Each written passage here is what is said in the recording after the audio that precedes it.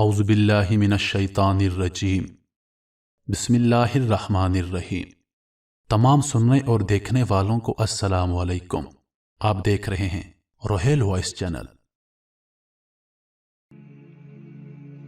ہم میں سے بیشتر افراد کا خیال ہوتا ہے کہ رمضان کے آغاز پر اس مہینے کے لیے مکمل طور پر تیار ہیں، تاہم اگر منصوبہ بندی کی جائے تو سال بھر کے روزمرہ کے معاملات میں آنے والی اچانک تبدیلی کو قبول کرنا زیادہ آسان ہو جاتا ہے۔ رمضان کے روزے اس بار بھی گرم موسم میں آ رہے ہیں اور جسم کے لیے اچانک 15 یا 16 گھنٹوں کے لیے بھوک اور پیاس کو برداشت کرنا کافی حد تک مشکل ثابت ہو سکتا ہے۔ تاہم یہاں چند ایسے طریقے دیے جا رہے ہیں جو آپ کے جسم کو روزوں کے لیے کافی حد تک تیار کر سکتے ہیں۔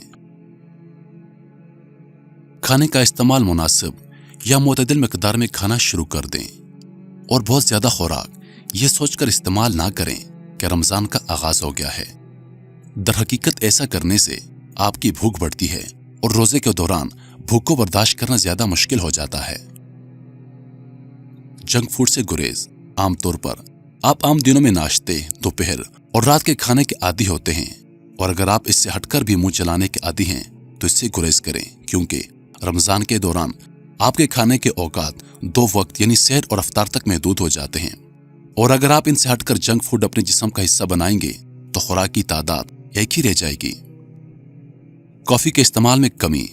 اگر آپ کافی پینے کے شوقین ہیں اور رمضان کے شروع کے چند روزوں میں سر درد سے بچنا چاہتے ہیں تو کافی کا استعمال کم کر دینا شروع کر دیں اور کوشش کریں کہ یہ تعداد 1 پر آ جائے تاکہ روزے کے دوران اس کی طلب آپ کو زیادہ نہ ستائے۔ تمباکو نوشی سے گریز۔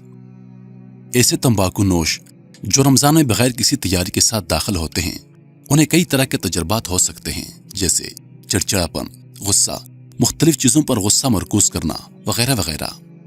ان سب سے بچنے کے لیے ہونا تو یہ چاہیے کہ آپ رمضان سے قبل ہی دن کے اوقات میں تمباکو نوش کم کر دیں تاکہ روزے شروع ہونے سے پہلے اس کے لیے تیار ہو سکیں۔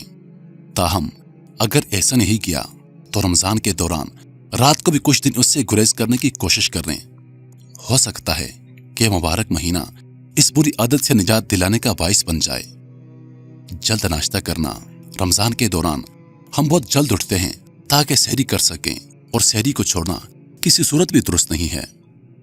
آپ رمضان سے کچھ دن پہلے صبح جلدی اٹھ کر ناشتہ کریں تو آپ کا جسم سحری کے لیے قبل از وقت ہی تیار ہو جاتا ہے، اور اس وقت منہ چلانا زیادہ مشکل نہیں لگتا جیسے اکثر لوگوں کے لیے ہوتا ہے۔ نیند کو کنٹرول کرنا۔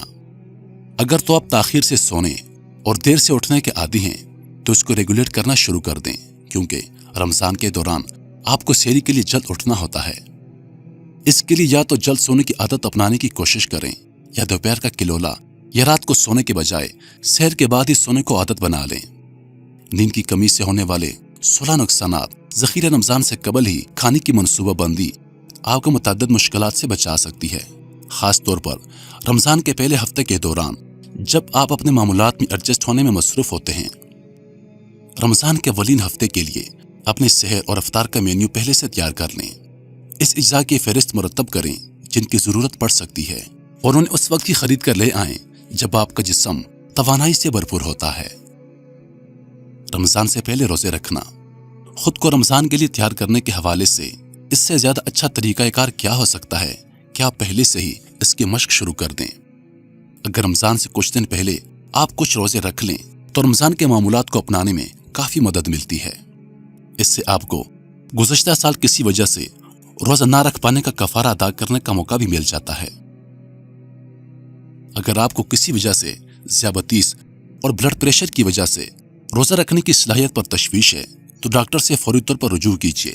آپ کا ڈاکٹر آپ کو زیادہ گائیڈ کر سکتا ہے کہ آپ کو کرنا کیا ہے۔ محترم عزیزو، امید کرتا ہوں کہ آپ لوگوں کو یہ ویڈیو پسند آئی ہوگی۔ اگر آپ لوگوں کو ہماری ویڈیوز پسند ہیں تو ہم سے اپنی رائے کا اظہار کامنٹ کے ذریعے ضرور کیجیے، اور مزید ویڈیوز دیکھنے کے لیے ہمارے چینل کو سبسکرائب کریں، اور دن کے تازہ ترین اپڈیٹس کے لیے چینل پر موجود گھنٹی کے بٹن کو دبا دیں تاکہ ہماری ویڈیوز سب سے پہلے آپ تک پہنچیں۔ اپنی دعاؤں میں یاد رکھیے گا۔ زندگی رہی تو اگلی بار ایک اور ویڈیو لے کر آپ کی خدمت میں حاضر ہوں گا۔ تب تک کے لیے خدا حافظ۔ اللہ پاک آپ سب کا حافظ و نگہبان۔ وعلیکم السلام۔